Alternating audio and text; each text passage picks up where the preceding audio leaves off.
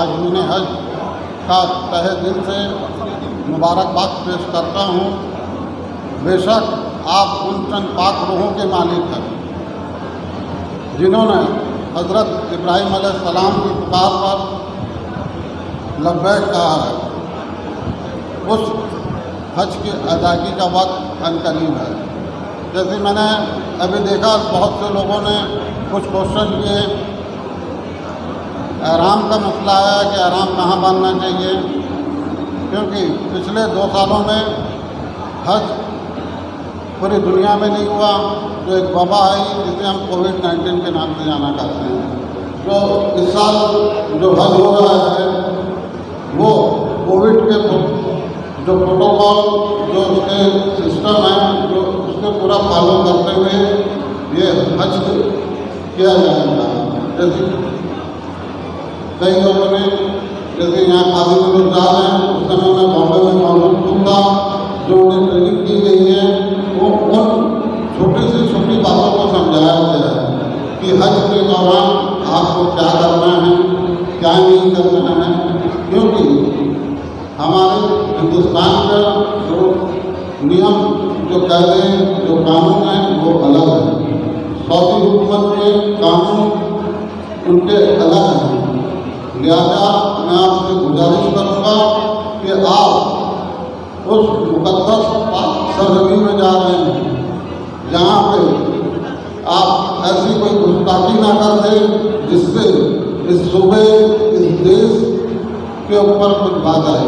क्योंकि आपको जब आप बॉम्बे जाएंगे, जब हमारा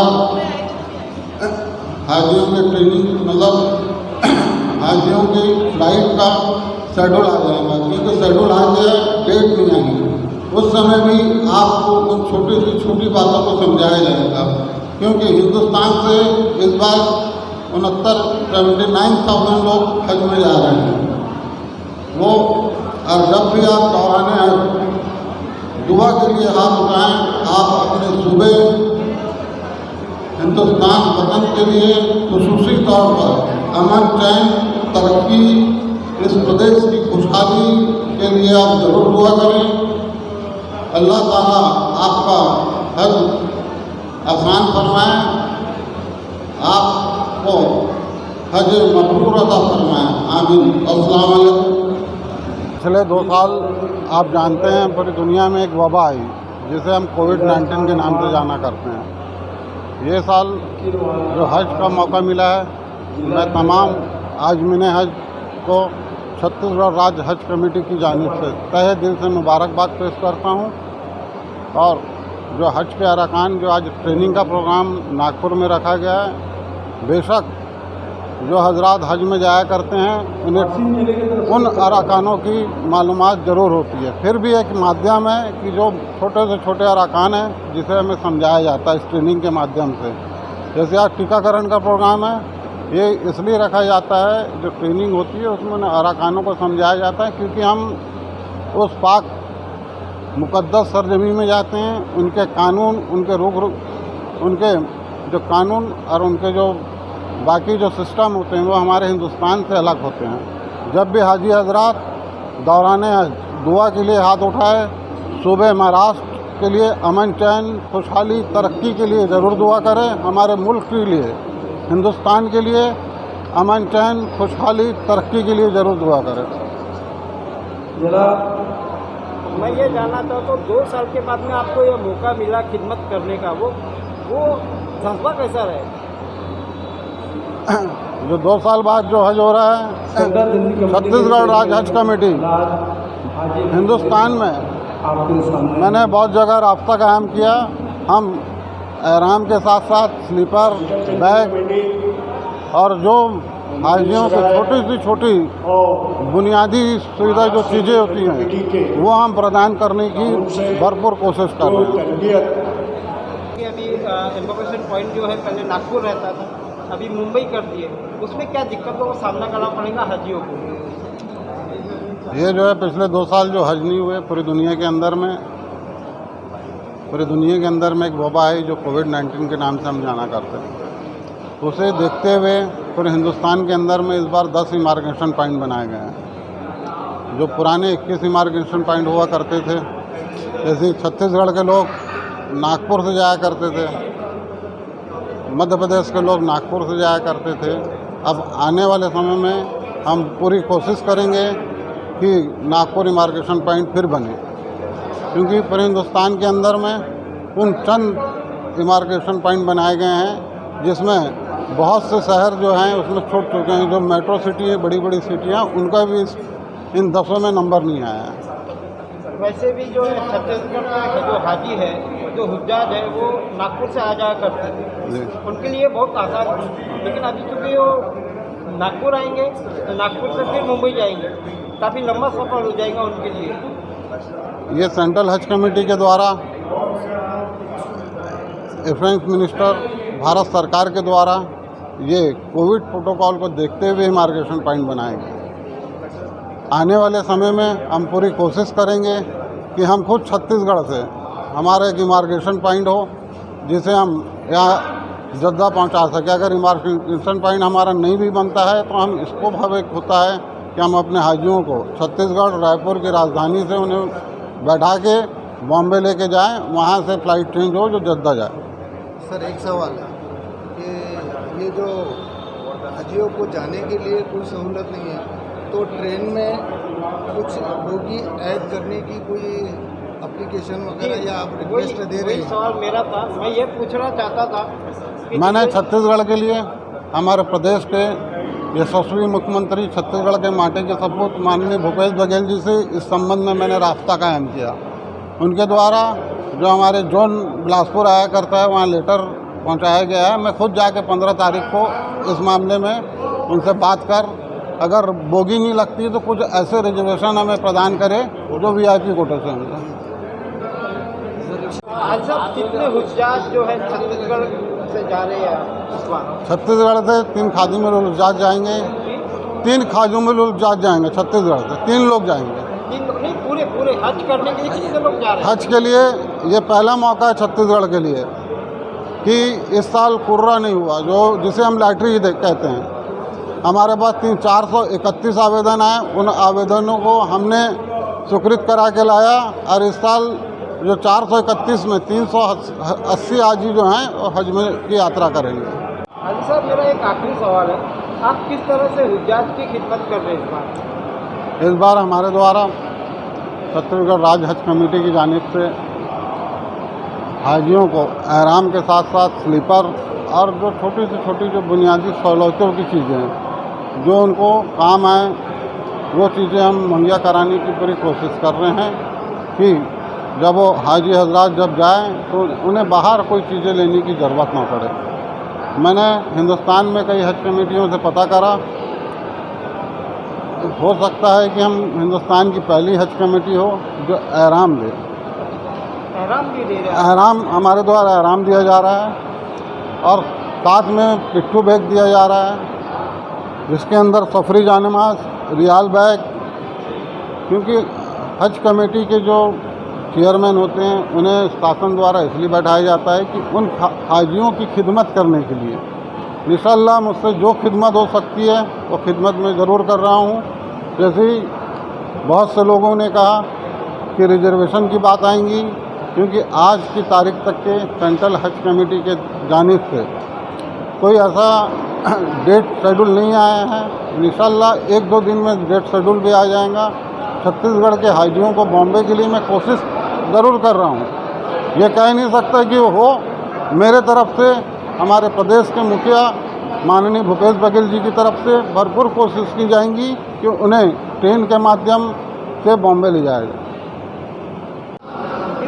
कैसा लगा जब आपको ये पता चला कि 2 साल के लॉकडाउन के बाद में हज शुरू हो रहा है, उस समय आपकी क्या फीलिंग थी? सबका यही कहना था कि इस बार भी लग सकता है या नहीं, लेकिन हम लोगों का नंबर लगा, बहुत खुशी हुई। अल्लाह ने हमको नवाजा है इस दौलत से, अल्लाह हर मोमिन को नवाजे इस दौलत से। हमारी यही दुआ है कि अल्लाह ताला हर खुशियों से नवाजे और हज हर इंसान को मकबूल फरमाए। कौन कौन जा रहा है आपके साथ में हज पे? मैं हूँ, मेरे हस्बैंड हैं और मेरी ननंद है जी, 3 लोग। हम लोग को तो इतनी खुशी हुई कि खुशी से हम एकदम वो हो गए। अब अल्लाह पाक ऐसा ये टाइम लाया है तो अल्लाह ताला अरकान पूरे कराए अच्छे से, बस हमारी यही तमन्ना है। जो हम उसमें आए हैं तो अल्लाह ताला सब हमारे अरकान पूरे हो जाए, यही हमारी तबीयत है। कैसा लग रहा है आपको? हज पे जा रहे हैं आप अल्लाह के घर? बहुत अच्छा लग रहा है। अल्लाह का शुक्र है, बहुत बड़ा एहसान है हम पर, बहुत बहुत करम है, एहसान है अल्लाह के पाक परवरदिगार के मेरे। और अब इससे बढ़ के और क्या खुशी और हो सकती है।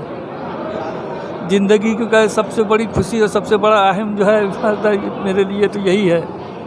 मैं अल्लाह ताला ने हमें इतने अच्छे अपने मुकाम पे बुलाया हज के लिए, अल्लाह ताला का शुक्र अदा करते हैं और तहे दिल से हुज्जाज इकराम जितने आए यहाँ पर सबका तहे दिल से इस्तकबाल करते हैं और हज कमेटी का भी इस्तकबाल करते हैं हम। और ये हमारे खुद किस्मती है जो अल्लाह ताला ने हमारे को अपने पाक दर पे बुलाया। कैसी ट्रेनिंग चल रही है आपकी? माशाल्लाह ट्रेनिंग तो बहुत अच्छी चालू है हमारी। रोज़ जैसे यूट्यूब पे देखते रहते हम लोग, और हज का जो तरबियत कैम्प है तो हर जगह जाते रहते हम लोग, उसके वजह से पूरा। और इसके पहले भी उम्रा करके आए तो उसके वजह से थोड़ा सा कम हो गया हमारा टेंशन। सफ़र चैनल जितने भी हाजी लोग हैं इनकी बहुत खिदमत करते हैं और सब चीज़ दिखाते हैं ये लोग भी। अल्लाह ताला इनको भी उम्र में बरकत अता फरमाए और काम करने की तरक्की अता फरमाए। अस्सलाम वालेकुम। और ये हाजी 2 साल से बंद था, अभी तो बहुत अच्छा लग रहा है।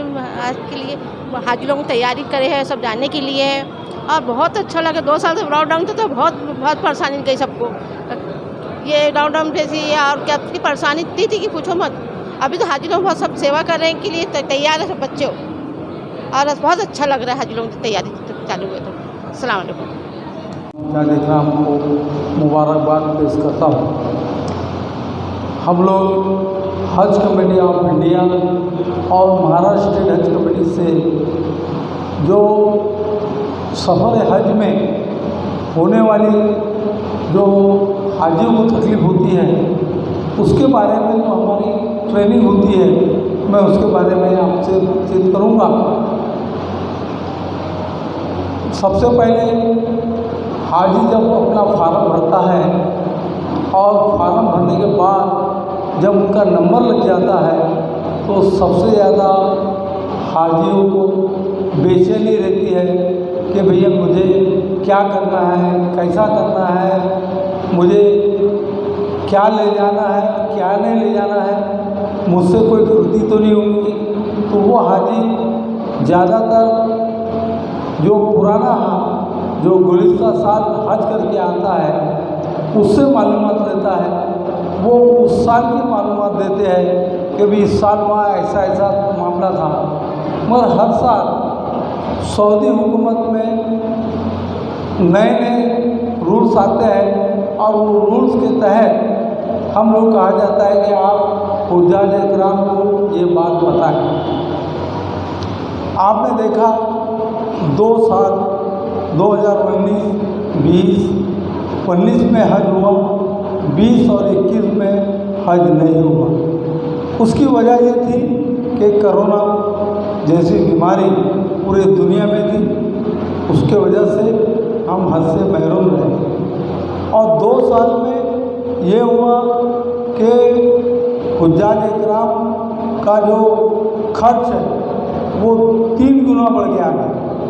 पहले जो हाजी 1,40,000 80,000 में जाता था, अब वो हाजी 3 लाख तकरीबन 92,000 3,81,000 इस तरीके से अमाउंट भरना पड़ा, जिसकी वजह से काफ़ी हुज्जाज इकराम उनको टाइम पे अपना जो नंबर लगा था कैंसिल करना पड़ा। इसलिए पहले हमारे यहाँ से 147 हाजी जा रहे थे, अब यहाँ से 255 हाजी जा रहे हैं। अल्हम्दुलिल्लाह हौसले ईमान की रोशनी में इतने बुलंद है कि भाई हमको हज करना है, चाहे कितना भी पैसा लगे। हमारे एक पहचान वाले हैं जो यहाँ बैठे हैं, मुझे बड़ा अच्छा लगा, पर मेरे वालिद को हज को भेजना है, कितने भी रुपए लग जाए, कलाम भाई मेरा नंबर लगा दो। तो इस तरीके से जो उनकी तड़प है अल्लाह ताला ने सुनी। वेटिंग लिस्ट रहने के बाद में भी कई लोगों के नंबर लगे। कई लोग इसका गलत फ़ायदा भी उठाते हैं, उससे हम लोगों को होशियार रहना है। जिसके नंबर नहीं लगे तो कहते हैं कि हम तुम्हारा नंबर लगा देंगे, तो गलत तरीके से मैं समझता हूँ ऐसा रिश्वत देके उन्होंने हज को भी नहीं जाना। अल्लाह का जिसे बुलावा है वो बेशक उसका गायबाना तरीके से नंबर लग ही जाता है। मैं इसलिए ये कह रहा हूँ कि इस बार पैसा जो डबल हुआ है उसकी वजह यह है, पहले हमारे हाजी एक रूम में 4, 5, 6 लोगों को वहाँ के जो खादिम होते थे, वहाँ के जो हमारा मौलवी होता था वो ठहराता था। अभी एक रूम में 2 लोग रहेंगे तो उनका खर्च जो है वो आपके ऊपर में आ गया। इसलिए आप लोगों ने बड़ी हिम्मत की, आप लोग जाने के लिए तैयार हो। अब आपका जैसे जैसे दिन नज़दीक आ रहे हैं वैसे वैसे बेचैनी हाजी लोगों की बढ़ते जा रही है। अभी तक हज कमेटी में आप लोगों का वीज़ा लगाने दिया है, वीज़ा नहीं लगने की वजह से आपकी तारीख नहीं है। हम लोग पिछले 20 सालों से हाजी अब्दुल कदीर साहब की सदारत में मोहम्मद अली सराय में खिदमत को अंजाम दे रहे हैं। वहाँ पर हम देखते हैं कि दिन भर में हमारे पास में 25 से 50 लोग इसी बात के लिए आते हैं कि भाईजान नंबर तो लग गया, हमारी तारीख क्या है। अब हमें सबको बताना पड़ता है कि भाई ये काम जो है हज कमेटी का भी नहीं है, ये काम सऊदी गवर्नमेंट का है वीज़ा लगाना। अभी तक उन्होंने महाराष्ट्र का वीज़ा नहीं लगाया। मगर ये भी बात पक्की है, कई लोगों को बेचैनी ये है कि भाई वहाँ पे फिर से नई बीमारी चालू हो गई, कोरोना का पेशेंट बढ़ रहा है, तो कहीं हमारे को कोई आफत तो नहीं आएगी। इंशाअल्लाह बेशक ये आफत नहीं आएगी, कोरोना आएगा तो भी हम उससे लड़ लेंगे इंशाअल्लाह। अल्लाह के घर में हम ज़रूर जाएंगे। तो उसके अंदर में जो अभी लखनऊ, कोची के हमारे चेन्नई, केरला, अपना श्रीनगर का तो कैंसिल हो गया, ऐसी जगह से हमारी फ़्लाइट खुल चुकी है और हज को वहाँ हज बैतुल्ला में जाने की तैयारी में वो वहाँ पे मक्का पहुँच चुके हैं। तो अब तो हमको उनको ले जाना ही है, आप उसकी फिक्र ना करें कि भाई कैसा हो। शायद अभी हमारी हज कमेटी से बात हुई, 18 तारीख से लेकर 3 तारीख के अंदर में आपका डेट आएंगी इंशाअल्लाह।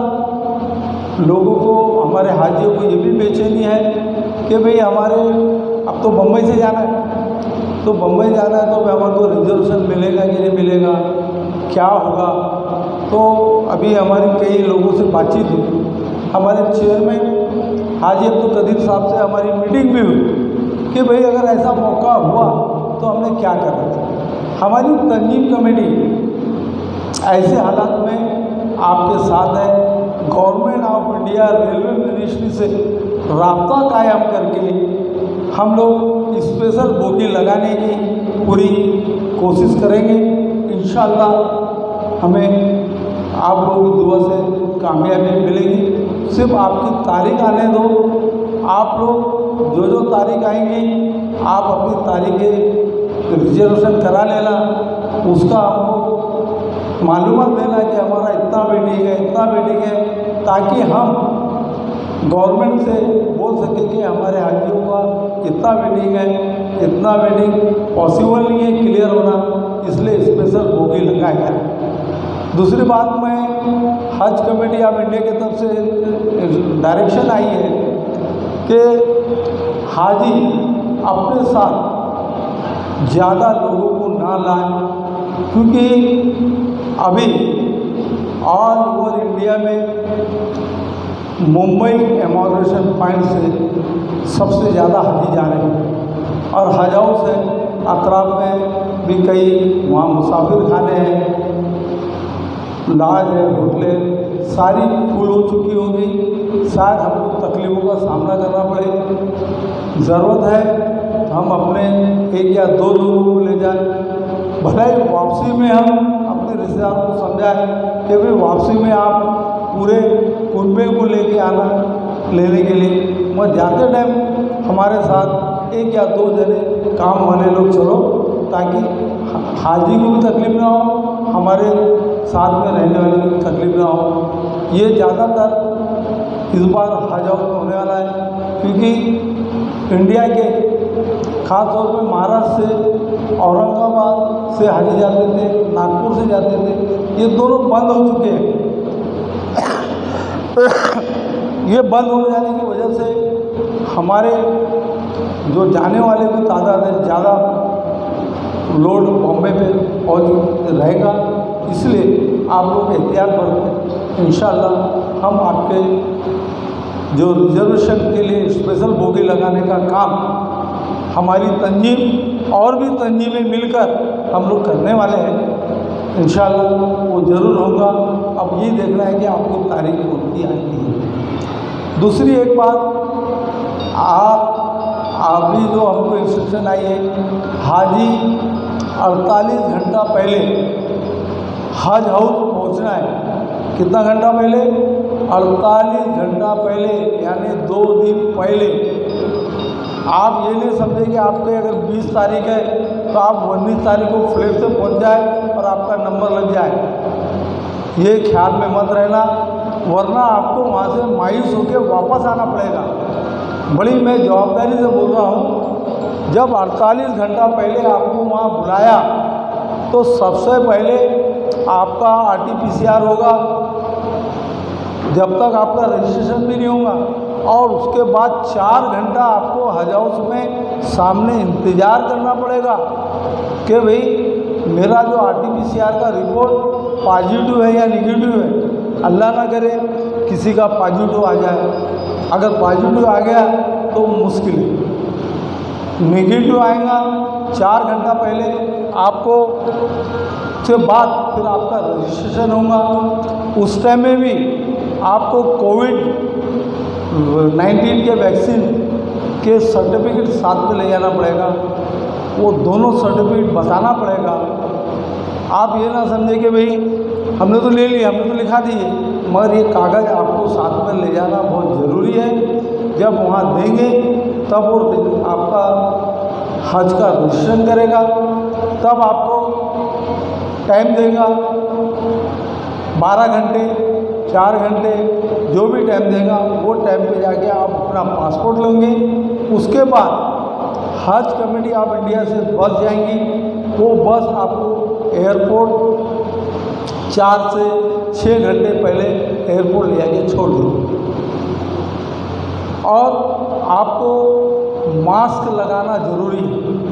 अभी आप हमने देखे कि हमारी तंजीम ने सबको मास्क इसलिए दिया लगाने के लिए कि हाजी आज से अहद कर ले, मास्क लगाने की आदत डाल दे। बगैर मास्क के आपको हज हाउस में भी एंट्री नहीं मिलेगी, एयरपोर्ट पे भी नहीं मिलेगी, सऊदी एयरपोर्ट पे उतरेंगे तो वहाँ पे भी नहीं मिलेगी। अगर आप सऊदी में घूमोगे बगैर मास्क के तो भी आपको इजाज़त नहीं रहेगी। इसलिए आपका मास्क जो है कंपलसरी है। हमने यही कह के लगाया कि हाजी साहब आज से आप आदत डाल दो, क्योंकि क्या है हमारी कौम बड़ी जिंदा दिल की कौम है। जब कोरोना पूरे हिंदुस्तान में चल रहा था, हम लोग बिंदास बगैर मास्क के चल रहे थे। इंशाअल्लाह हमको कोई डर नहीं है सिवा अल्लाह के, मगर जो रूल रेगुलेशन गवर्नमेंट के है वो फॉलो करना पड़ेगा। नहीं करोगे तो आपको तकलीफ़ हो जाएगी, और वो तकलीफ़ से कहीं ऐसा ना हो कि आपका पासपोर्ट वीज़ा कैंसिल करके आपको वहाँ से भी सऊदी से भी रिटर्न कर दिया जा सकता है, या आपको क्वारंटाइन कर दिया जाएगा। फिर क्वारंटाइन कर दिया तो आपके अरकान नहीं होंगे, वहीं से सऊदी के हॉस्पिटल से रिटर्न कर दिया जाएगा। अगर आपने मुंबई हज हाउस में आपने उनका रूल फॉलो नहीं किया तो मुंबई से वापस कर दिया जाएगा। ऐसी नौबत ना आए। बाकी हज के अरकान, हज की सारी मालूमात आप अपने अपने तौर पे अपने मौलवियों से, अपने मदरसों से, मस्जिदों से तो ले लेते हैं, मगर दुनियाई चीज़ों के लिए हमारा हाजी पीछे रहता है। जैसा अभी हमारे इमिग्रेशन वाले मड़ावी साहब गए, कस्टम वाले साहब हमारे बैठे, हम लोग 20 साल का तजुर्बा है। इमिग्रेशन में क्या होता है, आप इमिग्रेशन हमारा बहुत मेन पार्ट है। हमारे मुल्क से दूसरे मुल्क जाने के लिए जब तक ये ओके नहीं करेगा तब तक सऊदी इमिग्रेशन उसको क्लियर नहीं करेगी। साहब हमारे यहाँ बड़ी अच्छे पढ़े लिखे लोग हैं, माशाल्लाह सब है। जब उन्होंने पासपोर्ट बनाया था तो उर्दू में सिग्नेचर किया था, और जब वहाँ हज के लिए जा रहे तो वहाँ इंग्लिश में साइन कर रहे हैं। ऐसे लोगों को भी प्लेन में बैठने से मना किया गया। वो तो अच्छा है कि हमारे नागपुर में हमारे खिदमतगार वहाँ जाके समझाए, डबल से उनको बोले कि यही आदमी है तो हमने इंडिया में तो संभाल लिया, सऊदी में नहीं संभाल पाओगे साहब। सऊदी में आपकी ज़बान नहीं चलती है। दूसरी बात, एक तो ये इमिग्रेशन का प्रॉब्लम है, स्प्लिंग का, बहुत सारी चीज़ें जो उन्होंने बताया। कस्टम में भी हम लाखों रुपए खर्चा करके जाते हैं और 25-30 हज़ार रुपये की चीज़ के लिए इतने बड़े मुकद्दस जगह से आते हैं और हम झूठ बोल देते हैं, नहीं साहब हमारे पास कुछ नहीं। साहब आपके पास क्या है, जब आप गुजरते हैं तो स्क्रीन में सब दिख जाता है। क्या मतलब है, ज़्यादा क्या करेगा कस्टम वाला, आपको दंड करेगा, 2-4-5 हज़ार, जेल तो नहीं भेजने वाला ना। ये भी एक चीज़ का आपको ख्याल रखना है। ऐसी बहुत सारी चीज़ें हैं साहब, आपको सऊदी हुकूमत के कानून के हिसाब से बहुत सारी चीज़ें ले जाना है। खसखस है, आप लोग बोलते भाई, अभी एक हाजी बोल रहे थे कि अभी मैंने कहा वहाँ तो सब मिलता है, नहीं बोले आटा नहीं मिलता गेहूँ का। जब हम 2003 में हज को गए थे, हमारे सामने 2-4 हाजी लाइन में लगे थे, तो वो पूछता है सऊदी, वो आपकी ज़बान नहीं समझते, आप उसकी ज़बान नहीं समझते। कोई बोले क्या है, तुमने खोलने में ताकीर किया, उनके पीठ के पीछे छुरा रहता बड़ा वाला, ऐसा लेता रहता, फाड़ देता, तुम्हारे सूट के 2 टुकड़े करता है, उसमें से आटा निकला तो बोलता ड्रग्स है। ऐसी है ना सर, कस्टम वाले साहब, ऐसी है ना। वो आटे को ड्रग्स समझते हैं, खसखस को ड्रग्स समझते हैं। ये चीज़ें आपको नहीं ले जाना है। आज के दौर में हमारे इंडिया का जो खाने का टेस्ट है सऊदी में भी मिलता है, वहाँ पाकिस्तानी होटलें रहती है। अगर नहीं खाना है तो अजीजिया में आपको किचन मिलेगा पकाने के लिए, मगर वहाँ पे दुकानों से आपके यहाँ का जो चावल है, मसाले है, तेल है, वो भी मिलता है। आपको काफ़ी रुपया मिलता है रिटर्न, आपका रुपया, आप ही का रुपया आपको वापस देते हैं 2100 रियाल। आज मैं समझता हूँ रियाल का रेट 24 रुपये है, तो 50,000 रुपये आपको मिलते हैं। आप उसमें से खा पी के भी पैसे बचा के लाते हैं, तो आप क्यों इतनी मेहनत करके इतना लोड वज़न लेकर यहाँ से बम्बई ले जाओगे, बम्बई से फिर एयरपोर्ट जाएंगे, फिर वहाँ पे भी किसी ने तेल रखा, किसी ने आटा रख दिया, स्क्रीन में निकला, फिर वहाँ खोल खाल होगा। हाजी हज को जा रहा, सब चीज़ छोड़ दो, आप अल्लाह के मेहमान हैं, अल्लाह के राह में चलो, अल्लाह ताला सब मदद करता है आपको। मगर ये सब चीज़ें से आपको परहेज करना है ताकि आपको तकलीफ ना हो। हमारा ये ट्रेनिंग कैंप लेने का मकसद यही है। कैंप तो हर हफ्ते में हो रहे हैं, कई मस्जिदों में हो रहे, कई एरिया में हो रहे, वो कैंप हो रहे हैं आपके मालूमात के लिए। मगर ये कैंप बहुत अहमियत वाला ये है कि आज के तारीख में हज कमेटी ऑफ इंडिया क्या बोलती है, गवर्नमेंट ऑफ इंडिया क्या बोल रही है, सऊदी गवर्नमेंट क्या बोल रही है। इस बात के लिए ये कैंप हमारे तंजीम कमेटी से लिया जाता है और उसके अंदर में हमारी पूरी कोशिश रहती है जितने भी डिपार्टमेंट के लोग रहते हैं उनको लाना, आपसे मुखातिब करना। अभी हमारे यहाँ एयर इंडिया के लोग नहीं आए क्योंकि इस बार एयर इंडिया अपने नागपुर फ्लाइट नहीं जा रहा, इसलिए वो नहीं आए। मगर फिर भी मैं शुक्रिया अदा करूँगा इमिग्रेशन वालों का, उन्होंने अपने आदमी भेज दिए। हमारे कस्टम वाले साहब जो है, अल्लाह ताला ने अभी तक उनको हमने देखा है कि वो एयरपोर्ट पे खड़े रह के खिदमत ही किया, भले ड्यूटी तो किया मगर हाजी को खिदमत भी किया।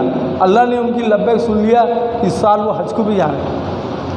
तो इसलिए आपके सामने मुखातिब भी हुए। बहुत सारे चीज़ें ऐसी हैं कि जैसा उन्होंने बताया कि रुपया कितना ले जाना, कितना नहीं ले, कुछ नहीं होता साहब। बहुत सारे लोग इतने डरते हैं, इतने डरते, तो डरने की कोई ज़रूरत ही नहीं। जो लाना लाओ, कस्टम भरने की ताकत है तो वहाँ से तुम लाओ ना, ट्रक भर के सामान लाओ, मगर उसको झूठ ना बोले। अपना जो वहाँ इनके साथ ये कस्टम ऑफिसर अभी वहाँ पे मुस्लिम ऑफिसर अब इन्हें रह गए, पहले तो पूरा लाट रहता था। तो जो दूसरे जो समाज के लोग रहते हैं बोलते क्या खान साहब आपका हाजी झूठ बोलता है, उन्होंने तो ये सामान लाया।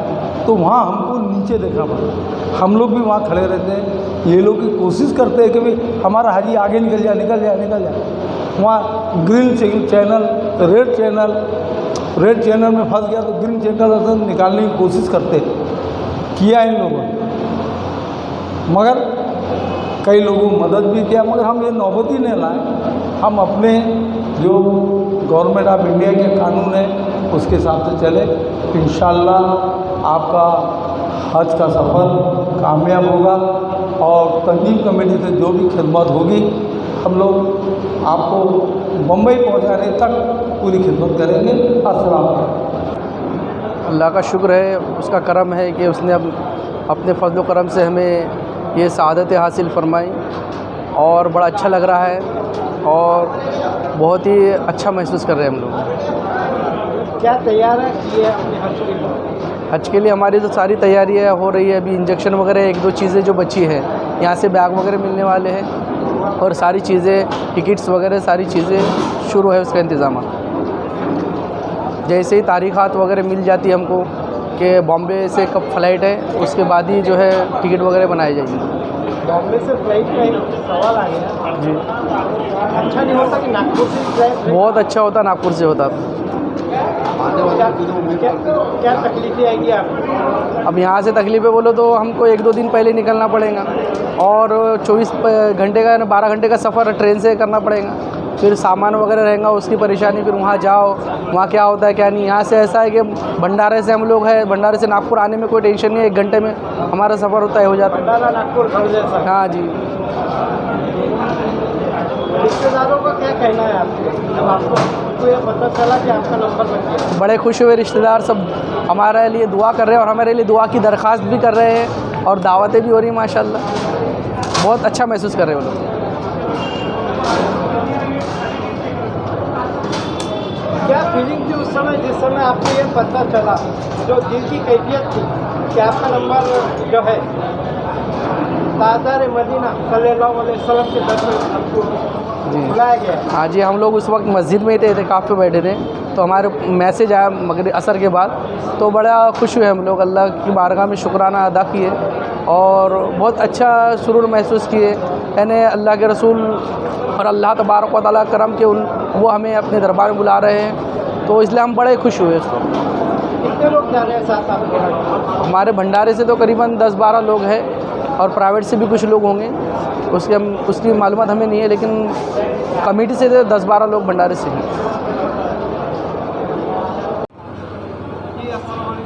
वालेकुम अस्सलाम रहमतुल्लाह वबरकातुहू। कहाँ से आए और क्या नाम है आप लोगों का? मैं मंगरुल पीर ज़िला वाशिम से आया हूँ। हाजी मोहम्मद एजाज़ खान मेरा नाम है और मैं 2002 से जहाँ से नागपुर ओपनिंग हुआ तब से मैं खादिमुल हुज्जाज जो हजों की खिदमत करता हूँ और वाशिम ज़िला खादिमुल हुज्जाज का मैं अध्यक्ष हूँ। कितने वाशिम ज़िला से हमारे तकरीबन 54 से 60 लोगों का नंबर लगा है हज कमेटी से, और 54 से 60 लोग हमारे जो है तो हज के लिए रवाना हो रहे हैं। मगर अभी हाजी हमारे इसलिए परेशान है कि अभी तक उनको डेट नहीं आई, और परेशानी इसलिए है उनको कि वो डेट जब करीब आएंगी 18 से 3 जून तक उड़ान शुरू होने वाली है, तो फिर वो उनके लिए रेलवे का टिकट वगैरह करना बड़ा मुश्किल का काम है। तो हाजी लोग बार बार हमको फ़ोन लगा कर यही बात पूछ रहे हैं। तो हमने बोले भाई अभी तो हमको हज कमेटी की तरफ से कोई इत्तला नहीं मिली, जब भी इत्तला जैसी भी आएंगी हम आपकी खिदमत में ज़रूर उसको पेश करने की कोशिश करेंगे। और जितनी भी आपको जहाँ जहाँ भी तकलीफ़ है, जो भी समस्या का है, उसको हम अपनी लेवल पर, और हमने पूरी खादिमुल हुज्जाज कमेटी की जानिब से हद्दुल इंतकाम आपको सहूलत पहुँचाने की पूरी कोशिश और फ़िक्र में हम लगे हुए हैं, ताकि अल्लाह ताला तुमको सहूलत से यहाँ से हज को ले जाए और वहाँ से फिर सहूलत से हाजी बनाकर अपने वतन को आए। इस दौरान जहाँ भी जो भी दिक्कत आती है हम उनके लिए बिल्कुल दिल खोल के खिदमत के लिए तैयार है, हाजिर है। क्या तकलीफ़ों का सामना करना पड़ेगा आपको? आपको अभी हमें तो तकलीफ़ का सामना पड़ेगा। अब डेट कब आती कब नहीं। बम्बई सफ़र करना है, नागपुर ऐसा था हमारे लिए कि यहाँ कोई जो है टेंशन का काम नहीं। एक दिन पहले एक आदमी आकर रिपोर्टिंग करा दे रहा, और उड़ान से 6, 7, 8 घंटे पहले हम यहाँ पहुँच रहे, सीधा एयरपोर्ट जा रहे। ये हमारे लिए बहुत सहूलत का काम था। बम्बई हमारे लिए बहुत दिक्कत का काम है। तो अभी हमारे को वहाँ जाना है, सफ़र करना है, ट्रेन में चलना है, ये बड़ा समर्थ काम है। और हम अगले साल जो है ये दरख्वास्त करते हैं हज कमेटी से भी और गवर्नमेंट से भी कि आने वाले साल हमको हमारा पॉइंट नागपुर ही दिया जाए, और नागपुर से हमारे विदर्भ के हाजी जो है हाजी हमारे उड़ान किया जाए। कैसी तैयारियां चल रही है?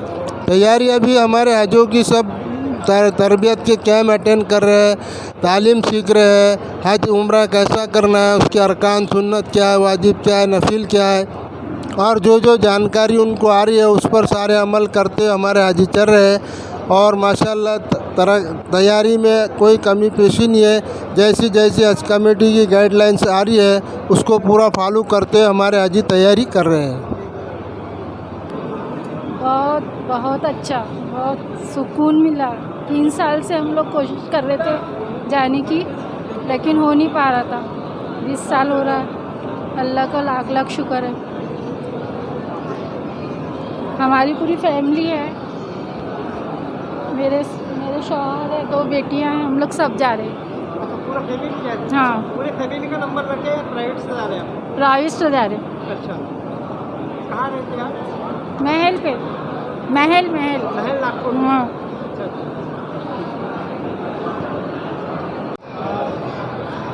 क्या नाम है आपका? अब्दुल यूनुस शमशेर शेख। आज पे नंबर लग गया? आज पे नंबर लग गया। कौन कौन जा रहा है? मिसेस और मैं दोनों जन जा रहे हैं। कैसा महसूस कर रहे हैं आप? अच्छा, बहुत अच्छा महसूस कर रहे हैं। तैयारियां होगी? हाँ, तैयारी पूरी होगी, जाने की पूरी तैयारी। क्या क्या तैयारियां की आपने? तैयारी पूरी, जो कपड़ा वगैरह, जो एहराम वगैरह सब खरीद के हो गया, और बाकी जो सामान वगैरह लेके जाना है वो सब पूरा तैयारी होगी।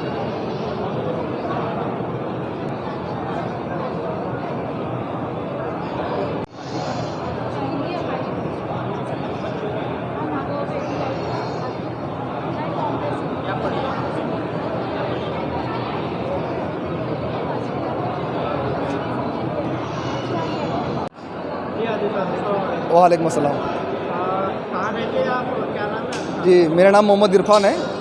मोहम्मद इरफान शांति नगर नागपुर में रहता है। कहाँ? शांति नगर।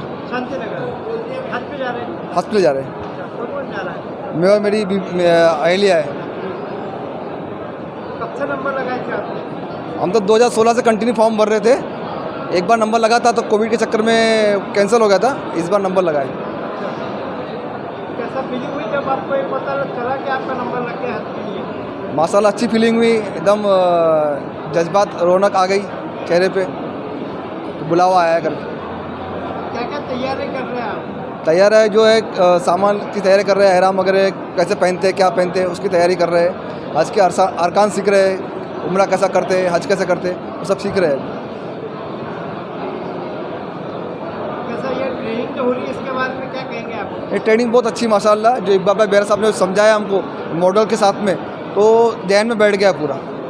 उससे थोड़ा जो लाइव पिक्चर दिख रहा है ना, ऐसा लग रहा है कि अपन लाइव उधर वहाँ है, वो अच्छा किया उन्होंने अरेंजमेंट। जो भी हाजी इस साल हज करने जा रहे हैं, अल्लाह ताला हमको हज कबूल फरमाए, हज मबरूर अता फरमाए। और जो भी हाजी जा रहे हैं वो सीख के जाए, देखा देखी कोई भी अमल नहीं करना, क्योंकि ये ज़िंदगी में एक ही दफ़ा होता है। इसलिए जहाँ जहाँ भी तरबियत हो रही है आप वहाँ सीख के जाए, वरना देखा देखी करेंगे तो वो अमल गलत हो सकता है। तो इसलिए मैं हुज्जाज कराम से दरख्वास्त करूँगा, हज्जन साहिबा से भी, कि वो सीख के जाए। जिस तरह असल में होता है क्या है, हम जब जा रहे हैं पहले दफ़ा हमें कुछ मालूम नहीं होता है। अब देखिए यहाँ पर ये हमारे कैमरामैन को बताऊंगा कि ये देखिए ये सामने जो दिख रहा है छोटा सा सफ़ेद रंग का, वो है हजर अस्वद। तो ये हजर अस्वद से जो है यहाँ से ये तवाफ स्टार्ट होता है, और हाजी जो है एहराम की हालत के अंदर में होता है, 2 सफ़ेद चादरों के अंदर में लिपटा हुआ होता है। अब जब वो स्टार्ट करता है तो सबसे पहले वो इस्तिलाम करेगा। इस्तिलाम करके ऐसा सोचेगा कि मेरे दोनों ये हाथ हजर अस्वद के ऊपर में है, और ऐसा आहिस्ता से बोसा लेगा, चटखारे की आवाज़ नहीं आना चाहिए, और ऐसा मुड़ जाएगा। जैसे ही मुड़ेगा तो उसका जो एहराम का जो कपड़ा, सीधा कपड़ा खुला रहेगा, सीधा कंधा खुला रहेगा, और ये यहाँ से स्टार्ट करेगा।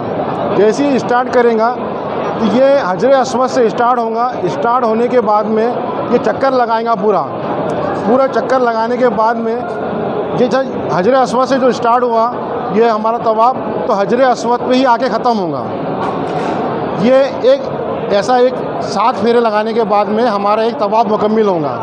होता क्या है, आदमी जब स्टार्ट करता है हज्जन, हाजी साहिबा जो है, तो वो ध्यान में नहीं रखते कि हमारा जो ये रुख है इस्तिलाम लेने के वक्त में हजर अस्वद के सामने आना चाहिए, पूरा सीना। बाकी वक्तों के अंदर में हम जब करेंगे ना तो हजर अस्वद की तरफ देखेंगे, ना ही हमारा चेहरा हजर अस्वद की तरफ होगा, ना हमारी पीठ होगी। ये अदब के खिलाफ है। और इसी तरीके से जब हमारा पूरा ये हो जाएगा, उसके बाद में ये देखिए सामने दिख रहा है मुकाम इब्राहिम है। ये मुकाम इब्राहिम के पास में हमको जब हमारा तवाफ मुकम्मिल हो जाएगा तो 2 रकात नमाज, अपना वाजिब तवाफ नमाज पढ़ना है।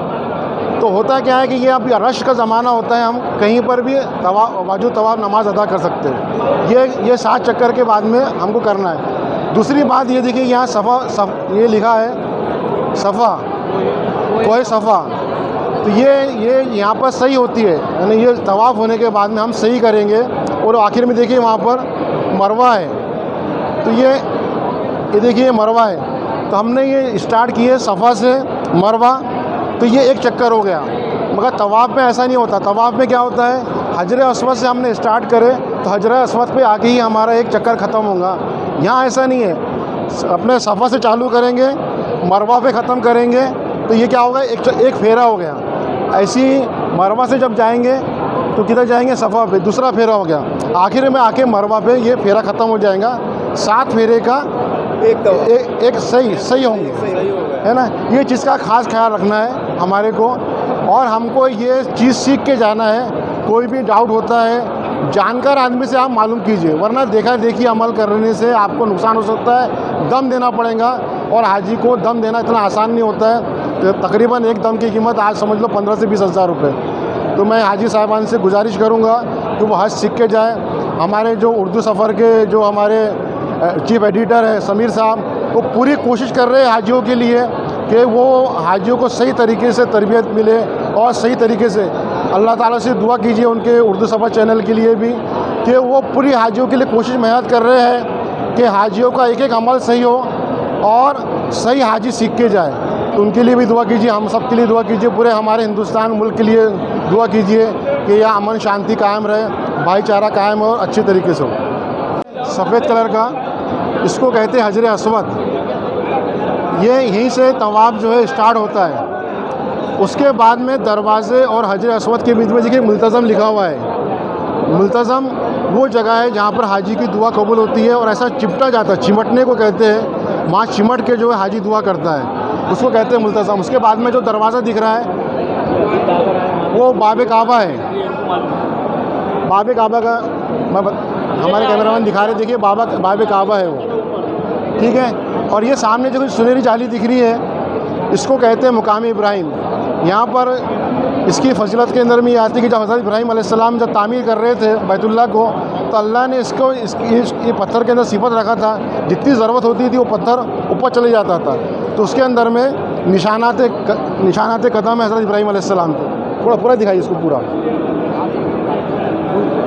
हाँ, और देखिए ये रुकने असवा से स्टार्ट होगा हमारा तवाफ। हाँ, हाँ। दूसरा जो कोना है रुकने इराकी है। रुकने इराकी इसलिए कहा जाता है कि इसका जो रुख है ये इराक की तरफ में है। और ये जो आधा जो दिख रहा है आपको, इसको कहते हैं हतीम।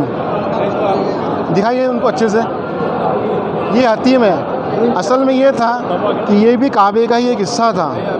इसकी फजलत के बारे में ऐसे आता है, ये आधा जो चांद टुकड़ा जो दिख रहा है, अगर इसके अंदर में हमने नमाज़ पढ़े तो गोया ऐसा है कि हमने बैतुल्लाह शरीफ के अंदर में नमाज़ पढ़े, मगर अभी किसी वजह से बंद है वो, कोविड की वजह से। और ये तीसरा कोना है, इसको कहते हैं रुकने शामी। इसका जो रुख है वो रुकने अपना शाम की तरफ, शाम मुल्क की तरफ में है, इसलिए इसको कहते हैं रुकने शामी। और चौथा कोना जो है इसको कहते हैं रुकने ईमानी। इसका जो रुख है ये यमन मुल्क की तरफ में है। और ये जो सब देख रहे हैं आप, इसको कहते हैं मताफ। ये खुली जगह है जहाँ से आसमान पूरा नज़र आता है, तो इसके अंदर में करना है हमारे को तवाफ़। अब देखेंगे, अपन देखेंगे, ये तो हो गया अपना तवाफ़ का मसला था। आगे हम देखते हैं वो सफ़ा मरवा की। चलिए अब सफ़ा मरवा दिखाते हैं हाजी साहब को। असवा से स्टार्ट होता है, उसी तरीके से सही जो है वो सफ़ा पहाड़ी के से शुरू होती है। तो इसके अंदर में देखिए सफ़ा से अपने को चालू करना है और मरवा पे जाना है। तो सफ़ा से मरवा जाएंगे तो एक फेरा होगा। ये देखिए यहाँ पर मिलेन लिखा हुआ है, मिलेन अगज़लैन कहते हैं जिसको। ये हरी पट्टी है। जब ये हाजी यहाँ से गुजरेगा तो हरी लाइट पूरी लगी हुई है। ये यहाँ से लेके दूसरे, इसको कहते हैं अगज़लैन मिलेन। तो यहाँ पर हाजी जो है मर्द को सिर्फ मर्द को दौड़ना है, मस्तूरात को दौड़ना नहीं है, क्योंकि हमारे मज़हब इस्लाम के अंदर में हया को बहुत इम्पोर्टेंस दिया गया है। इसलिए जो है इसके अंदर मस्तूरात को नहीं दौड़ना, सिर्फ हाजी साहबान दौड़ेंगे। मगर हाजी साहबान भी इतने इससे दौड़े कि हमारे जो साथ में मस्तूरात है, जो बूढ़े लोग हैं, वो हमारे से बिछड़े ना। क्योंकि क्या होता क्या है, जब हम दौड़ रहे हैं ज़्यादा तेज़ी से दौड़ेंगे तो हमारी जो है मस्तूरात पीछे रह जाएंगे। तो ये हर वक्त ख्याल रखिए, ये हरा लाइट जलते रहता है। और देखिए ये है मरवा। तो ये सफ़ा से चालू करे थे हमने सही, मरवा पे तो ये एक फेरा हो गया। इसी तरीके से मरवा से सफ़ा जाएंगे दूसरा फेरा, तो आखिरी फेरा जो है मरवा पे ख़त्म होगा। उसके बाद आप अपना हलक करा सकते हैं। 7 चक्कर होने के बाद 7 चक्कर, हाँ, नमाज का पढ़ना 7 चक्कर के बाद आप अपना वहाँ पढ़ सकते हैं अंदर में जाकर कहीं पर भी। और दुआ जो है 7 चक्कर होने दुआ कर सकते हैं। हाँ, एक टीम होती है इसके अंदर में। आप ये है इसके अंदर में कि अगर आपको कुर्बानी करना है, अभी हज कमेटी ऑफ इंडिया जो है कूपन दे रही है, आप कूपन भी ले सकते हैं। नहीं तो वहाँ पर अल राजी बैंक है, अल राजी बैंक से आप कूपन ले सकते हैं पैसे देकर। तो आपको जब आप कूपन लेंगे कुर्बानी के, तो आपको बता देंगे टाइम, तो उसके बाद ही जो है आप अपना हलक करवाइए। वरना क्या होगा कि अगर आपने हलक नहीं करवाया तो उसके अंदर में तो हाँ, तो उसके बाद में कुर्बानी जो है आप किसी अरे गहरे किसी से ना करवाइए, जिस पे हमको भरोसा है उसी से करवाइए। वरना क्या, कई लोग जो है धोखा देते हैं। तो हमको जो है कुर्बानी किसी से नहीं करवाना, अपने खुद ही करना है। या अलराजी बैंक है वहाँ पर, या हज कमेटी ऑफ इंडिया कूपन दे रही है, आप उससे कुर्बानी करा सकते हैं। अल्लाह ना करे कभी किसी के साथ में कोई हादसा वहाँ पर पेश आए। लाखों की तादाद में वहाँ पे हाजी होते हैं। खुदा न खास्ता अगर किसी के साथ में अगर हरम जाने के बाद में अगर कोई हादसा पेश अगर आ गया, तो ये आइडेंटिफाई करना मुश्किल हो जाता है कि भाई ये हाजी कौन है। तो ऐसी सूरत में अगर आपके पास में, आपके जेब में अगर आपका कार्ड रहा, तो एटलीस्ट आइडेंटिफाई हो सकता है कि भाई हाजी कहाँ का है, किस होटल में रुका हुआ था, इसका मौलिम नंबर क्या है। तो इसलिए हमेशा ये कार्ड आपको कैरी करना है। रिसेप्शन काउंटर से कार्ड कैरी करने के बाद जब आप रूम में जाओगे, तो हो सकता है कि एक रूम की कैपेसिटी 4 हाजी की हो, 5 की हो, 6 की हो। अब कोई हाजी साहबान मतलब हस्बैंड एंड वाइफ 2 लोग हैं, 4 की अगर कैपेसिटी है, तो इसके लिए बेहतर तरीका ये है कि जब रूम में आप जाओगे तो एक पर्दे का एक पार्टीशन कर ले, जो भी चादर वगैरह आपके पास में या एहराम की चादर जो भी है, रूम में पार्टीशन कर ले, यानी मस्तूरात का बेड अलग कर ले और अपना हाजी साहिबान मर्द जो है उनका इंतज़ाम बेड का अलग कर ले। एक पर्दे की एहतियात से ये आपके लिए ज़्यादा बेहतर होगा। हमारे पे सफ़र की थकान होती है, ये बिल्कुल हरगिज़ ज़रूरी नहीं कि मक्का पहुंचने के बाद में सबसे पहले आपको फ़ौरन एहराम उतार लेने का है। बहुत से हाजी साहिबान गड़बड़ करते हैं कि नहीं मुझे फ़ौरन अब एहराम उतार लेना है। सफ़र की थकान अगर है, गुसल की अगर हाजत है तो गुसल कर लीजिए, साबन बदन पे नहीं लगाना है, सिर्फ पानी डाल दीजिए। आप अपना एहराम चेंज भी कर सकते हैं उसके अंदर में। अगर थकान अगर है तो आधा एक घंटा आप आराम कर लें। इसलिए ज़रूरी है कि हरम पहुंचने के बाद में आपको तवाफ़ के 7 चक्कर करना है।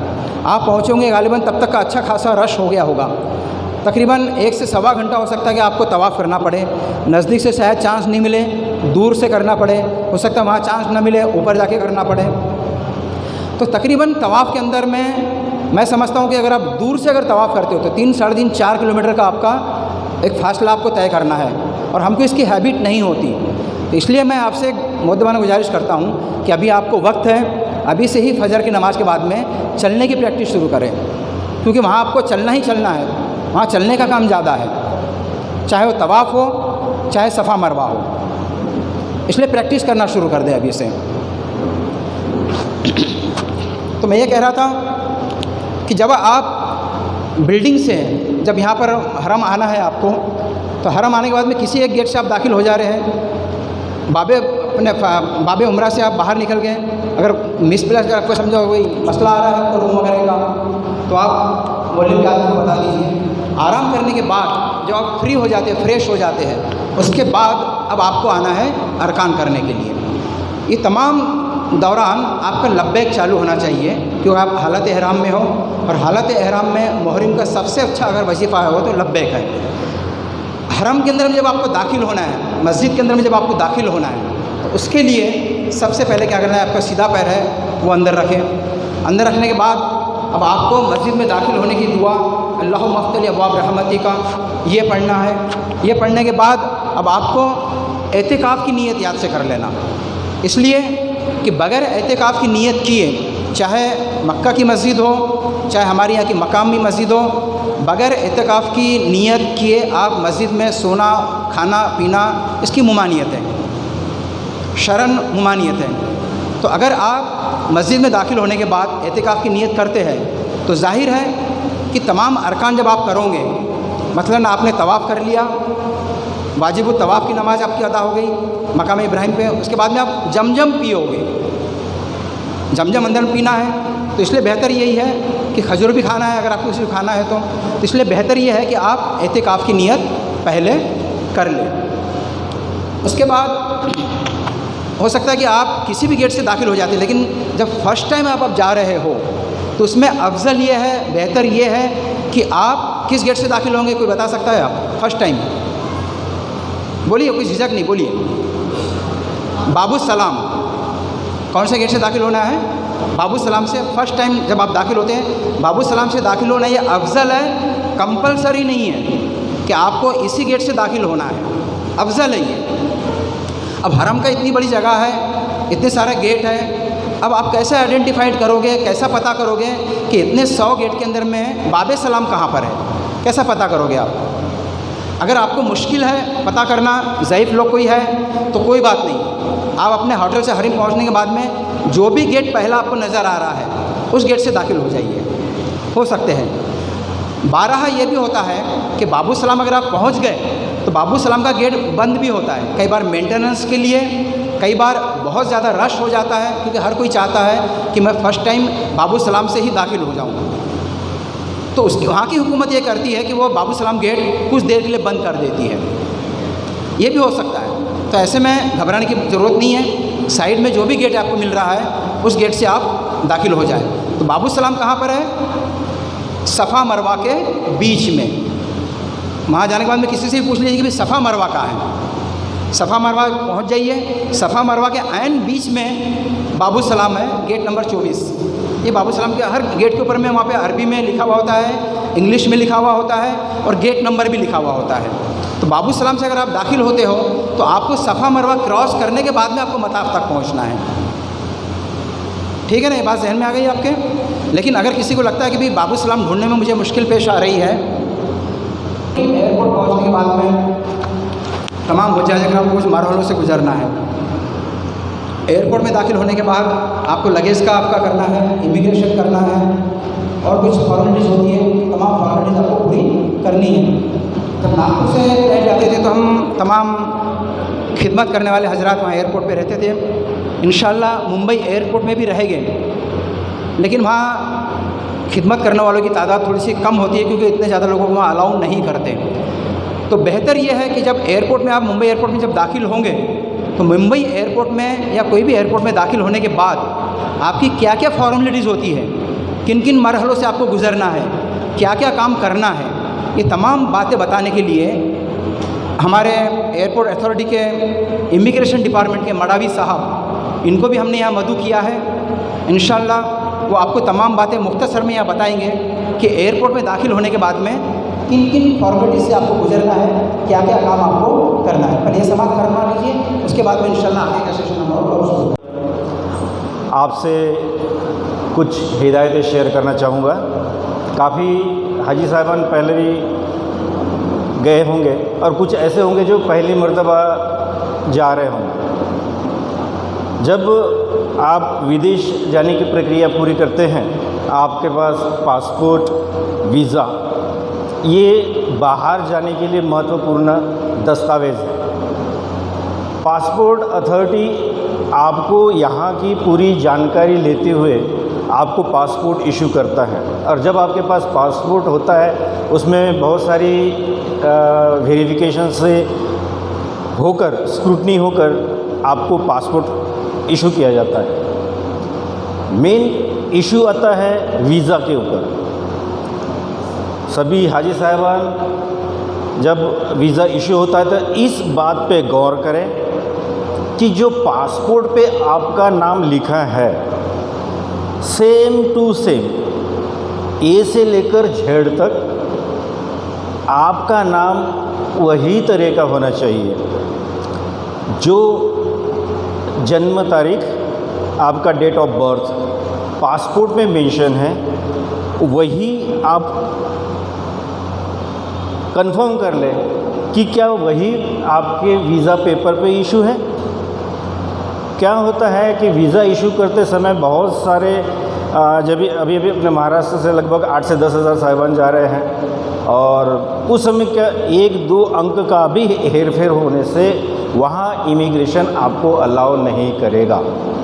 बेहतर है जब आप नागपुर छोड़ते हैं, उससे आपको पास वीज़ा आता है, उसी दौरान आप अपने वीज़ा के पेपर आपके पासपोर्ट के साथ बिल्कुल तालमेल बिठा के ले जाएं। फ़ोटोज़ आपकी अपडेटेड होनी चाहिए, जो कि आज के आपके 1-10 दिन पहले या महीने के दरमियान की हो।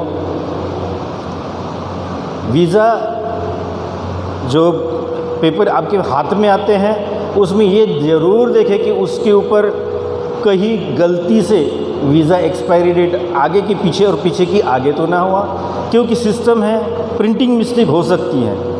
तो बेहतर ये है कि हम अपनी जगह छोड़ने से pहले इन पेपर प्रोसेस को ज़रा गौर फरमाएं। तीसरी महत्वपूर्ण बात,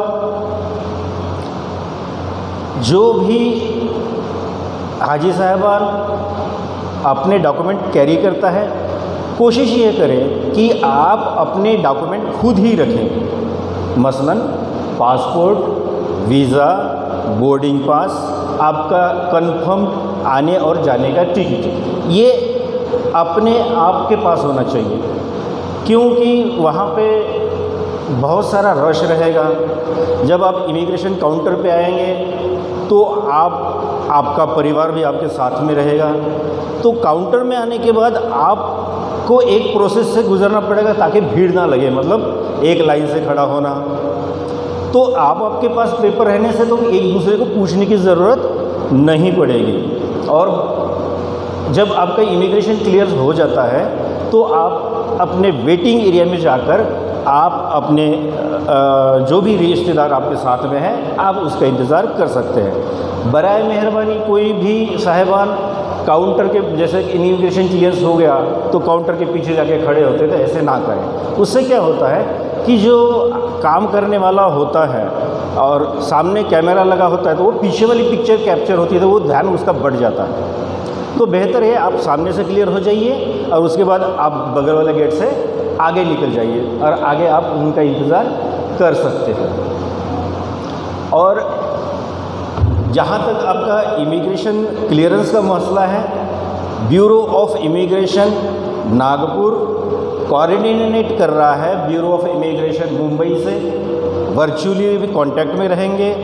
कोई भी हज कमेटी की मतलब हाजी साहबान को प्रॉब्लम होती है, हज कमेटी के चेयरमैन साहब हमारे 24 घंटा संपर्क में रहते हैं।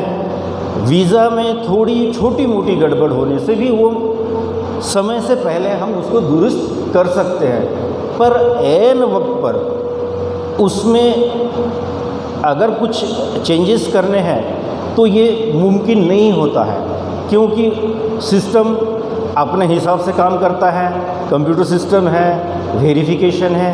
तो इसलिए सभी साहिबान से यही दरख्वास्त है कि आप अपने वीज़ा पेपर आपके पासपोर्ट के साथ टैली करें और जो भी अगर यहाँ पे कोई उसमें अमेंडमेंट करना हो तो आप यहीं से करके निकले, ये बेहतर होगा।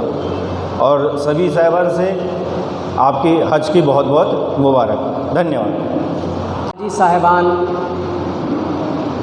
सभी को इस साल का हज मुबारक हो। मेरा नाम असद अली है।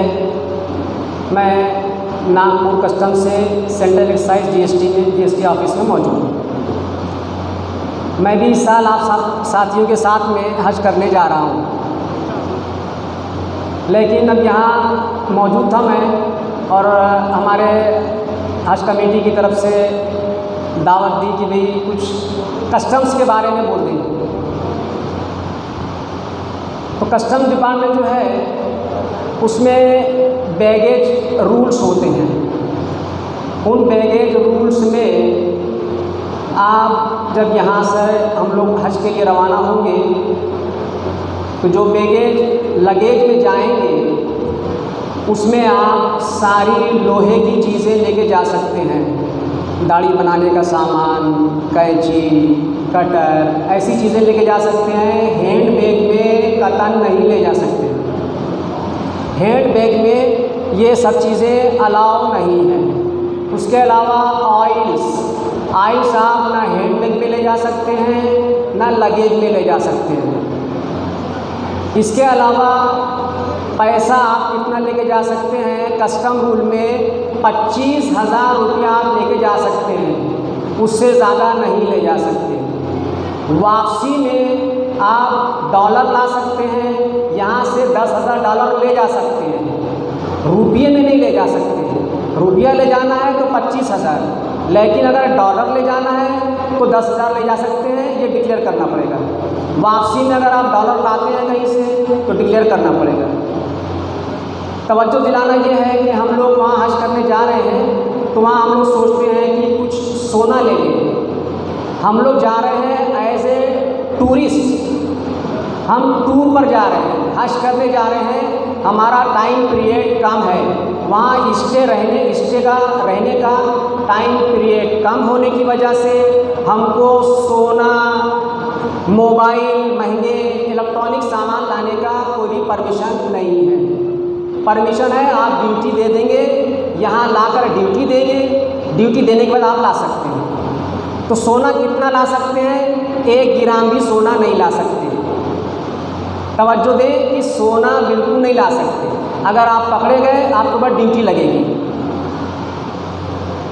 अगर और भी किसी भाई को इस बारे में कुछ सवाल करना है हाजी साहबान को तो वो खड़े होकर कुछ सवाल कर सकते हैं।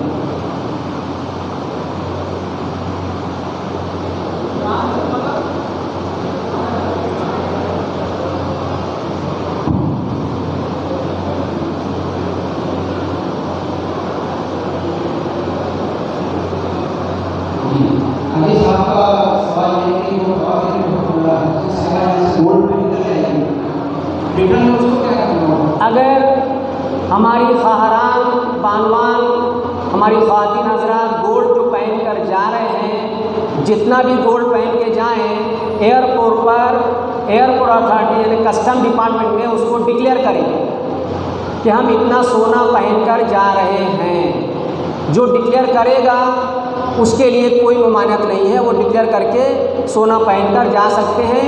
लेकिन जब वापस आएंगे तो उनके पास एक सर्टिफिकेट होगी जो यहाँ से मिलेगी।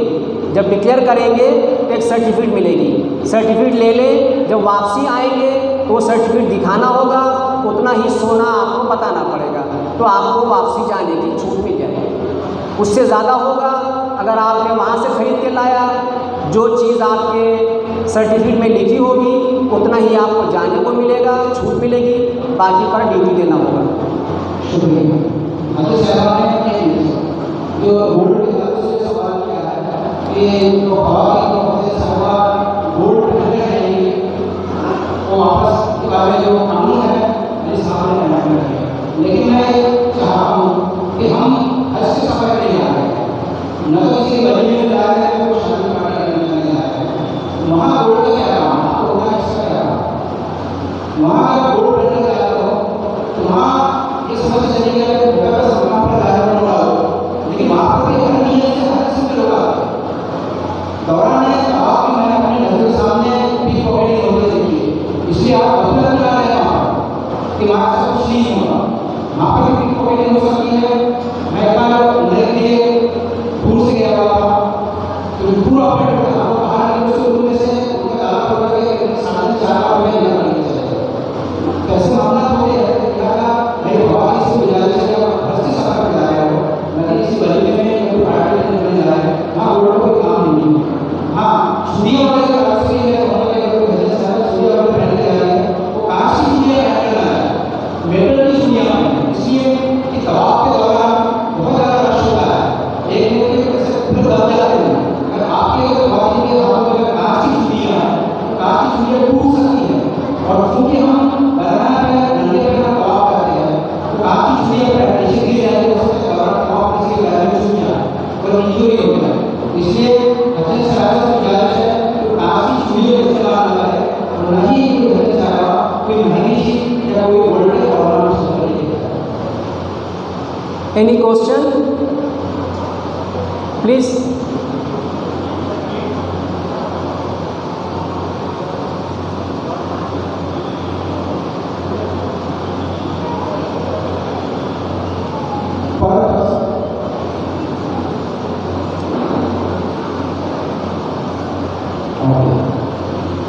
तो सवाल है कि गोल्ड ना है तो करना है, और आपका सवाल नए साल का इंशाल्लाह सर के बाद कलाम में देशों में तमाम चीज़ें इंशाल्लाह बता रही है।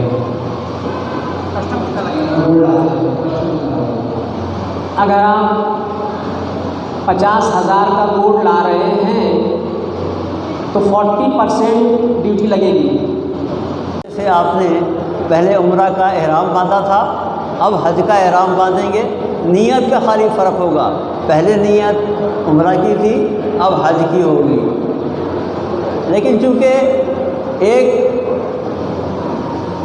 मौलिम को हज़ारों हाजियों को एक जगह से दूसरी जगह ट्रांसपोर्ट करना होता है, वो 8 ज़िलहज की बजाय आपको 7 ज़िलहज की शाम में भी ले जा सकता है। अगर ऐसा होता है तो आप बेशक उसके साथ में चले जाएं, एहराम बांध लीजिएगा, और जो टाइम आपका मौलिम बनता है उसकी पाबंदी कीजिएगा। आप 7 ज़िलहज को अगर चले जाते हैं तो 8 ज़िलहज को आप मिना के अंदर रहेंगे।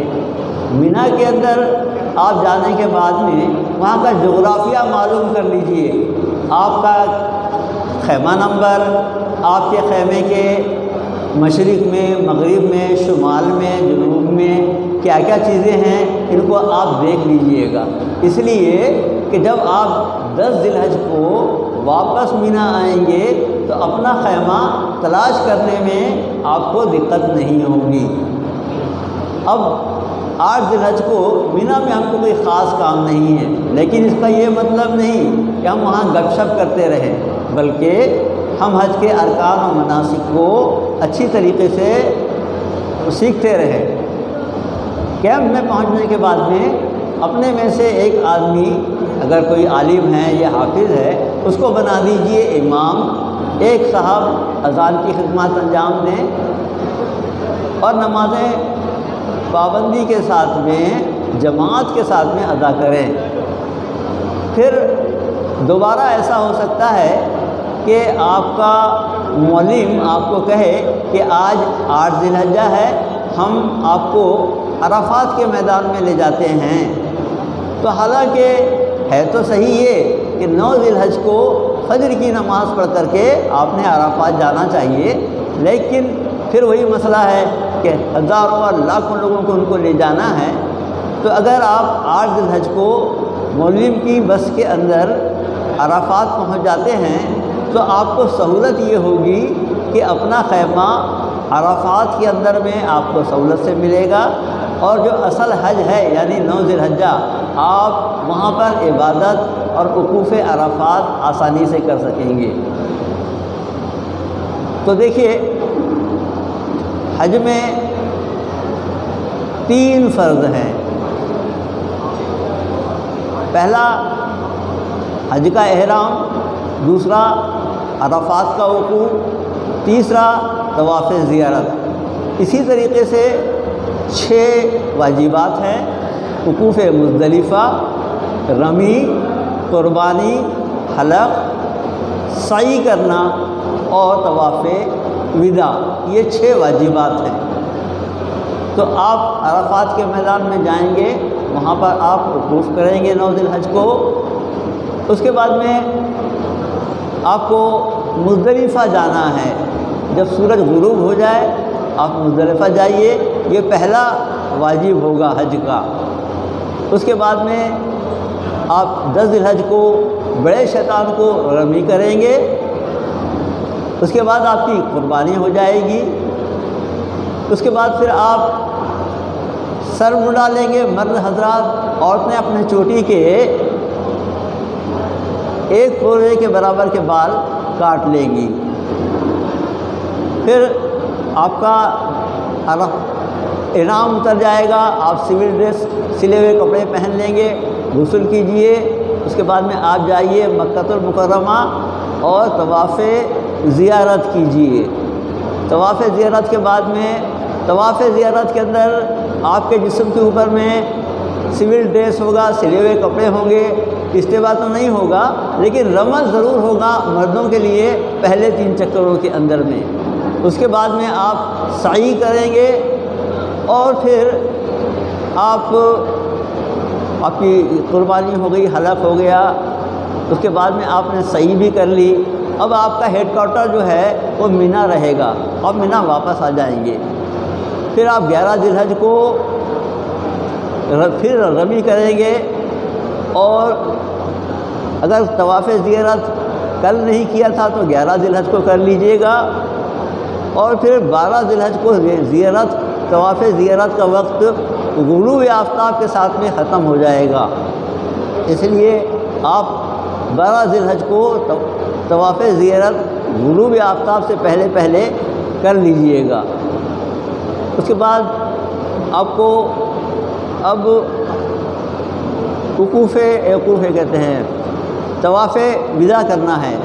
तवाफ़ विदा, अगर आपने तवाफ़ ज़ियारत के बाद में कोई एक नफिल तवाफ़ कर लिया है और किसी वजह से आप तवाफ़ विदा नहीं कर सक रहे हैं, तो वही तवाफ़ नफिल वाला आपका तवाफ़ विदा बन जाएगा। और अगर तवाफ़ विदा के वक्त में कोई औरत बेचारी कोई नापाकी की हालत में है, पीरियड्स की हालत के अंदर में हैं, तो उनको माफ़ है। लेकिन जब वो अगर पाक हो जाए तब कर ले, और अगर जाने का उसका वापसी की तारीख़ अगर चलती नहीं है तो उस पर से तवाफ़ विदा भी माफ़ है। वो इतना कर ले कि मस्जिद हराम के बाहरी दरवाज़े से बैतुल्लाह की तरफ अपना रुख करके दुआ मांग ले। इस तरीके से आपके 5 दिन हज के अंजाम पाएंगे। सुभान अल्लाह। वालेकुम, मेरा नाम अकरम पठान है। मैं नागपुर सिटी पुलिस के अंदर में एसआई पे हूँ, और अल्हम्दुलिल्लाह इसके पहले 17 में भी मैं खादिमुल हुज्जाज में जा चुका हूँ। और अल्लाह ने भी इन हाजियों के सदक़े में हम लोगों को कबूल किया है। तो इंशाल्लाह अब यहाँ से हम लोग 18 से लेके 30 तारीख तक जो फ़्लाइट्स है, अभी हमारी डेट आने की है, लेकिन जैसी डेट आती है नागपुर वालों की तो इंशाल्लाह इनके साथ में जाने का मौका मिलेगा। और हम लोग जैसे अल्हम्दुलिल्लाह जद्दा से मक्का पहुँचेंगे तो वहाँ पे जब हाजियों को, कुछ लोगों को मेडिकल प्रॉब्लम्स आते हैं या किसी का बैग गुम हो जाता है या कोई हमारे हाजी जो है तो मिसिंग में आ जाते हैं, तो अल्हम्दुलिल्लाह इसमें हम लोग उनको जितना अपने से हो सके उतने हम लोग मदद करने की कोशिश करते हैं। और इसके पहले 14 में मैं हज कर चुका हूँ, तो अल्हम्दुलिल्लाह थोड़ी बहुत मालूमात ज़्यादा है, तो इंशाल्लाह उसका फ़ायदा हमारे हाजियों को देने की कोशिश करूँगा। कितने हाजी जा रहे हैं साहब आपके साथ? अभी साहब नागपुर से तकरीबन 300 है, लेकिन उसमें बोल नहीं सकते कि उसमें कितने हाजियों की जिम्मेदारी मुझे दी जाएगी। अब ये जो है इसमें कुछ वेटिंग वाले भी क्लियर हुए हैं और उसके अलावा भी और भी अदर डिस्ट्रिक्ट के भी बंदे साथ में जुड़ सकते हैं, जिसमें वर्धा हो गया, चंद्रपुर, गढ़चिरौली, भंडारा, गोंदिया, नागपुर। अब इंशाल्लाह वो जो लिस्ट आएगी उसके हिसाब से मौका ये मिलेगा। और उसमें हम लोगों को एक एक बिल्डिंग मिलती है, एक बिल्डिंग में जितने हाजी होते हैं उतनी की जिम्मेदारी हमको दी जाती है, जिसमें हम लोग फिर जद्दा से हम लोग अजीज़ा जाते हैं अपने होटलों में, वहाँ से हरम शरीफ पे बाद में फिर मीना, अरफात, मुज़दलिफ़ा, फिर जमरात में कंकरी को, ये मामूल जो कम से कम 5 से 6 दिन का चलता है, 8 ज़िलहिज्जा से लेकर 13 ज़िलहिज्जा तक। उसके बाद में फिर हम लोगों की फिर मदीना में 8 दिन दिए जाते हैं उसमें। इस तरीके की हम लोग हाजियों की खिदमत करते हैं उसमें। आपका नाम बता दीजिए और मोबाइल नंबर बता दीजिए। मेरा नाम अकरम पठान है, मैं यहाँ सिटी पुलिस के अंदर में एएसआई हूँ। मेरा मोबाइल नंबर 8830028122। एक बार मैं फिर दोहरा लेता हूँ, मेरा मोबाइल नंबर है 8830028122। किसी भी तरह की कोई तकलीफ आती है तो मुझसे कॉन्टेक्ट। हाँ इंशाल्लाह, जब भी किसी हाजियों को किसी के किस्म की तकलीफ़ आती है, हम लोग व्हाट्सएप ग्रुप पे भी इनको जोड़ के रखे हुए हैं। अगर हम लोग जैसे भी कॉल करते हैं या मैसेज करते हैं या व्हाट्सएप पे मैसेज देते हैं, तो हम लोग अपने हाजियों को जो उस वक्त में उसके पास पहुंच के उसके साथ में उसकी जो भी तकलीफ़ उसको दूर करने की कोशिश करते हैं। बिस्मिल्लाहिर्रहमानिर्रहीम। कस्टम में बैगेज क्लियरेंस में बहुत सी तकलीफ़ें आती हैं। वो ये तकलीफ़ है कि बैग ज़्यादा लोडेड ना लाएं, जितना उनको वज़न दिया गया है उतना वज़न लाएं, क्योंकि अभी कोविड की वजह से बहुत सारी कंडीशन लगी हुई है। और जो चीज़ें कंडीशनली नहीं ला सकते उसमें ऐसा मोबाइल जो ज़्यादा कीमत वाला हो, जैसे 60,000, 80,000, 90,000 ऐसे इलेक्ट्रॉनिक सामान नहीं ला सकते। जो क्योंकि ये हम जो अभी टूर जा रहे हैं हज के लिए, ये टूर हमारा टाइम बाउंड है, वहाँ हम 6 महीने से ऊपर नहीं रह रहे हैं, इसलिए हमको कोई भी ऐसी चीज़ लाने से ममानियत है जिसकी कस्टम से ममानियत है। इसलिए हमको गोल्ड भी नहीं लाना है, ऑयल नहीं लाना इतना, और वो भी जो भी चीज़ें ऐसी हैं आप बैगेज में कुछ मात्रा में ला सकते हैं, हैंड बैग में नहीं ला सकते। वहाँ तो अल्हम्दुलिल्लाह दुनिया की सभी चीज़ें मिल जाती है, यहाँ से ज़्यादा सामान न ली जाती है। फिर भी कितना सामान ले जाना चाहिए, कितना वजन होना चाहिए बैग का? आपका जो यहाँ से बैगेज रहेगा, लगेज बैग जो है वो 35 किलो से 40 किलो तक, और हैंड बैग में 7 किलो, यानी कुल मिला के 47 किलो बस। 50 ये ओनली हज के लिए है ये। अच्छा, वैसे तो सिर्फ 30 किलो और 7 किलो है। हज के लिए 27 किलो। हाँ बस 50 के आसपास, बस इतना आप लेके जा सकते हैं। अच्छा, और ला कितना सकते हैं? उतने ला सकते हैं। जमजम जो है वो आपका एक्स्ट्रा रहेगा, वो काउंट नहीं होगा, वो डायरेक्ट जो है आपके इंडिया में आ जाएगा। अच्छा, जमजम जो है वो काउंट नहीं होगा, उसका जो वेट है वो अलग से रहेगा, वो आ जाएगा आपके लिए। वो कितना ला सकते हैं एक हाजी? एक हाजी ला ही नहीं सकते, अपने बैग में नहीं ला सकते, कंडीशन लगी हुई है, बैन लगा हुआ है। 5 लीटर जो है वो गवर्नमेंट ऑफ सऊदी जो है वो उनको देगी बतौर गिफ्ट, वो आपको इंडिया में मिल जाएगा। अच्छा, मतलब वहाँ से सिर्फ 5 किलो जी, 5 लीटर ला सकते हैं बस, इससे ज़्यादा नहीं ला सकते आप। अपना नाम बता दीजिए, तारुफ बता दीजिए। मैं GST कस्टम से असद अली बोल रहा हूँ। और आपका मोबाइल नंबर भी बता।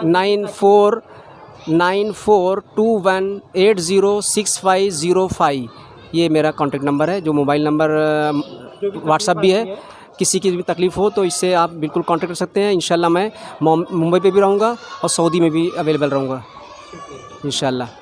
बैग मिल रही है हाजी उज्जाज को, ये कैसे मिल रही है, क्यों मिल रही है, कहाँ से मिल रही है? ये जो बैग मिल रही है हज committee of India, government of India ने इस बार ये तय किया कि भाई जो इंडिया का हाजी है उनकी एक जैसी बैग रहना चाहिए, एक कलर रहना चाहिए। इसलिए उन्होंने ये बैग जो है हाजियों की पैसे की है और ये हाजियों का पैसा जो हज कमेटी ऑफ इंडिया ने लिया है उसके अंदर बैग का पैसा काट लिया है और एक जैसी बैग मिले, इसलिए हज कमेटी ऑफ इंडिया ने ये निर्णय लिया है। कितने बैग दिए जा रहे हैं? एक हुज्जाज को 2 बैग दिए जा रहे हैं, एक छोटा एक बड़ा। उसकी कैपेसिटी कितनी है? उसकी capacity 2223, near about 45 2 bag 45 kg सामान जाना चाहिए पर हाजी का, उस हिसाब से बैग।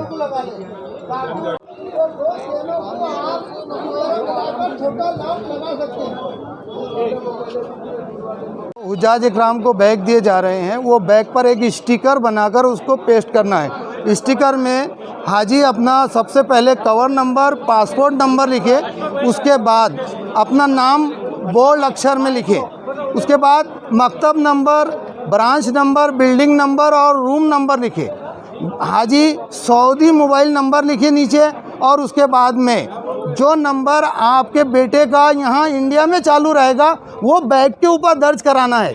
आपका नंबर अगर बैग के ऊपर जो स्टिकर में लगाएंगे आप तो वो नंबर तो बंद हो जाएगा वहाँ जाने के बाद। अगर कोई बैग अगर किसी को मिला वो कांटेक्ट करना चाहेगा आपको इंडिया नंबर पर तो वो कांटेक्ट नहीं कर सकेगा, इसलिए उसमें अपने घर वालों का यहाँ जो रहते हैं उनका मोबाइल नंबर डालें ताकि बैग गुमशुदा हालत में वो आपको मिल सके। उसके अलावा आपको यहाँ का लोकल एड्रेस डालना है एक लाइन में और वो स्टिकर को बैग के ऊपर चिपकाना है। स्टिकर निकले ना उसके लिए कॉटन टेप, जो सलाइन लगाते वक्त बच्चों को लगाते हैं टेप, कागज़ टेप नहीं कॉटन टेप से उसको फ्रेम बनाने की है ताकि वो स्टिकर ना निकले, बराबर चिपका रहे बैग के ऊपर। और एक बैग के लिए आपको 2 स्टिकर बनाना है, एक जब यहाँ से निकलेंगे तब चिपकाएंगे आप और मक्का मुअज़्ज़म में रहने के बाद में वो स्टिकर घस जाएगा, तो जब मदीना मुनव्वरा निकलेंगे आप बैग लेकर तो उस वक्त आपको एक और स्टिकर उसके ऊपर पेस्ट करना है ताकि मदीना मुनव्वरा में भी वो ट्रॉली में जाते हैं वहाँ पर भी बैग मिसिंग होते हैं आपके। अच्छा, कोई स्टिकर लगाए ठीक है, और कोई अगर पेन से लिखना चाहे अपने बैग तो बैग ख़राब होंगे, लिख सकते पेन से या पेंट भी करा सकते, लेकिन ये VIP बैग है, महंगे वाले बैग है, वो पेन से लिखने में ख़राब हो जाएंगे, आप यूज़ नहीं कर सकेंगे उसको दोबारा। इसलिए स्टिकर बेस्ट है और उसको टेप से अगर चिपका दे तो और भी बेस्ट हो जाते, वो स्टिकर नहीं निकलेंगे।